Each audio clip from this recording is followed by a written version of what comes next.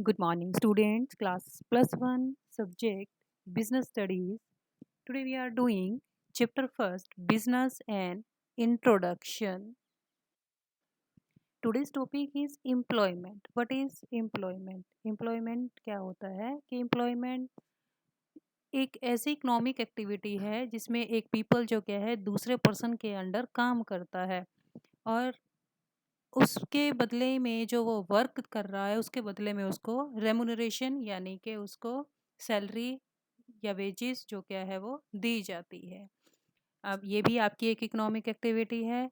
Employment का main feature क्या है? जो एम्प्लॉई है वो अपने एम्प्लॉयर का सर्वेंट होता है, उसका नौकर होगा, चाहे वो छोटी जॉब पर हो चाहे वो कितनी ही बड़ी जॉब पर हो, वो हमेशा जो क्या है अपने एम्प्लॉयर का एक सर्वेंट ही रहेगा। Next is characteristics of employment, features भी आप इसको कह सकते हैं एम्प्लॉयमेंट की। फर्स्ट क्या है? Service to others.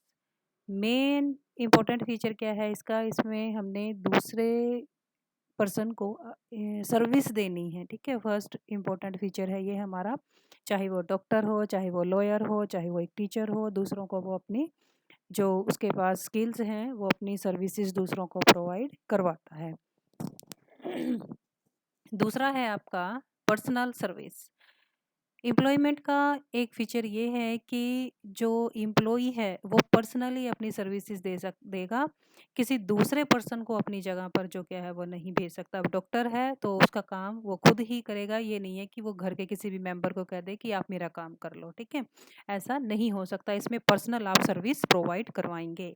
Third is इसमें आपका एक एग्रीमेंट होता है। एग्रीमेंट किसके बीच में होगा? एम्प्लॉयर के और एम्प्लॉई के। वो क्या होता है? एक कॉन्ट्रैक्ट है, कॉन्ट्रैक्ट जिसमें आपकी सारी कंडीशंस लिखी होती हैं, जिसके अंडर रह कर के आपको एक जॉब को करना होता है कि उसमें आपके वर्किंग आवर होंगे, रेमुनरेशन होगा, टाइम होगा आने का जाने का, मतलब सारी जो बेसिक जो सारी बातें होती हैं वो उस एग्रीमेंट में नोट डाउन होंगी कि उनको आपको फॉलो करना होगा।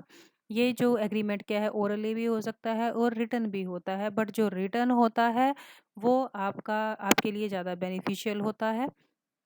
क्यों? क्योंकि उसका हमारे पास एक प्रूफ होता है। फोर्थ चलेंगे, सर्वेंट। ये पहले भी कहा था, एम्प्लॉई जो क्या है, employee is a servant of his employer, कि एम्प्लॉय जो क्या है अपने एम्प्लॉयर का सर्वेंट होगा।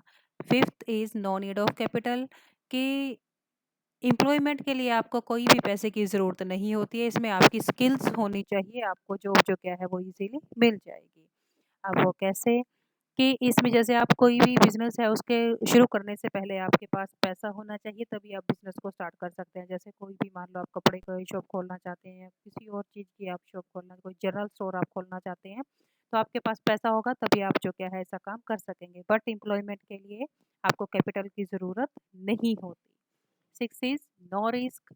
हर एक बिजनेस में कुछ ना कुछ रिस्क होता है, बट एम्प्लॉयमेंट में आपका रिस्क जो क्या है वो नहीं होता। क्यों? क्योंकि इसमें जो भी लॉस है, जो भी प्रॉफिट है वो किसका होता है? बिजनेसमैन का होता है। जो एम्प्लॉयर है वो उसका होगा। एम्प्लॉई को तो एक सैलरी मिल रही है जो उसको वो मिलती ही जाएगी, चाहे इसमें उसको एम्प्लॉयर को कोई लॉस हो चाहे उसको प्रॉफिट हो। सेवंथ चलेंगे, नेचर ऑफ एम्प्लॉयर। एम्प्लॉयर का नेचर कोई भी हो सकता है, मतलब कि वो गवर्नमेंट भी हो सकती है, नॉन गवर्नमेंट भी हो सकती है, प्राइवेट इंस्टीट्यूशन भी हो सकते हैं, एनजीओज भी हो सकते हैं। ये नहीं है कि अगर आप गवर्नमेंट जॉब करते हैं तभी आप जो क्या है एक एम्प्लॉई हैं, अदरवाइज नहीं। नहीं, ऐसी कोई भी कंडीशन नहीं है। एम्प्लॉय किसी भी लेवल का जो क्या है हो सकता है, उसका नेचर एम्प्लॉयर का कोई भी हो सकता है। This is all about employment. Revise this topic, note down this topic in your notebooks. Thank you.